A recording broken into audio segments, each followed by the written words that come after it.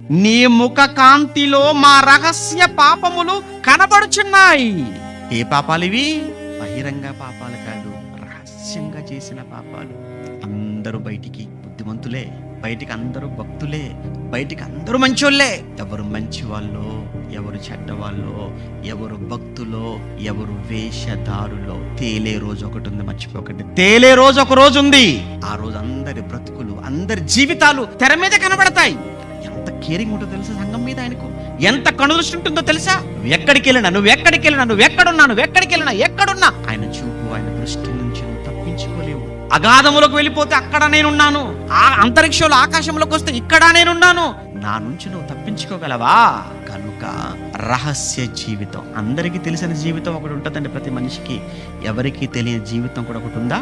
దేవుడికి మాత్రమే తెలిసిన జీవితం.